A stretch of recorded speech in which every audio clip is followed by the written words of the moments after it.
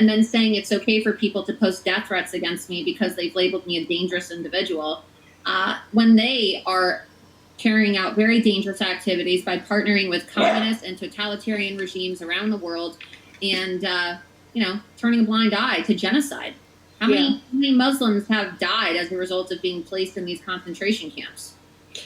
Well, we definitely need you in Congress. We definitely need you to be the thorn in the side of the establishment in both parties.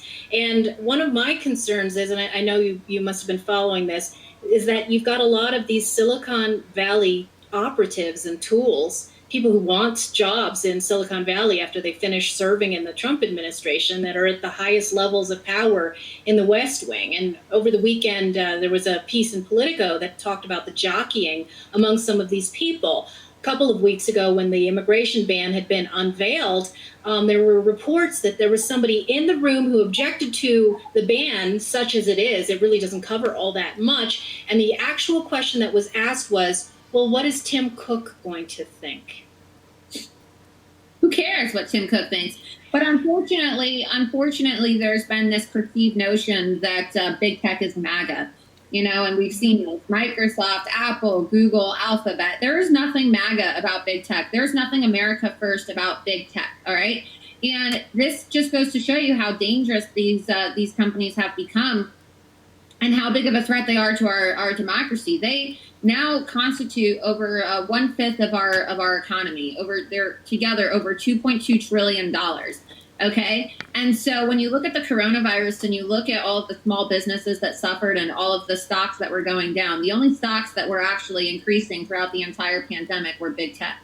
Yeah. Because, well, of course they're going to increase, because what happens when you tell people that they're going to go to jail and they're going to be arrested if they leave their homes, and if they leave, okay? You're forcing people to social distance. You're telling them to consume their information online via social media.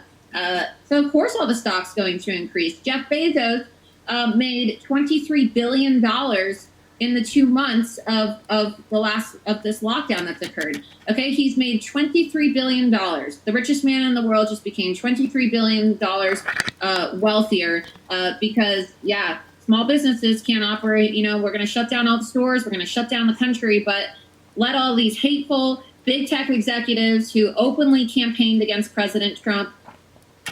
It's like welcoming the Trojan horse into the camp. No question about it. And that Trojan horse is everywhere.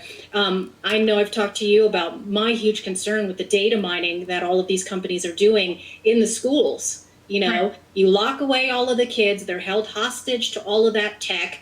And, Google has, they've got the white hat on, right? Oh, we're going to give away thousands of Chromebooks for free. It's not free. There is a huge price they're paying. Yeah, they're data mining children too, and there was a lawsuit filed over this. And look, I love President Trump. I'm a supporter of President Trump. I always have been. But I think it's really fair to say that he does not have, people who are giving him proper advice, or his advisors, whoever is advising him on the issue of big tech is clearly not doing a good job because it's seriously lacking. And the discussion that is taking place about social media is so surface level. It's not just Facebook and Twitter that is banning people. Okay, we're talking about banks that are banning Trump supporters. I had my Chase bank account shut down along with several other high-profile conservative activists because we support President Trump.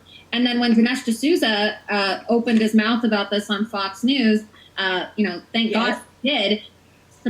Coincidentally, me and all those people who were shut down by Chase, we got a phone call the next day from the same woman in the executive branch of Chase who was very scripted in the way that she was speaking to us. And she wouldn't tell us why our accounts were shut down, but she said, oh, well, she tried to say that we could resume service with Chase. But this is what they're getting away with. And no one's talking about it. It is not just about Facebook and Twitter. We're talking about payment processors, PayPal, okay?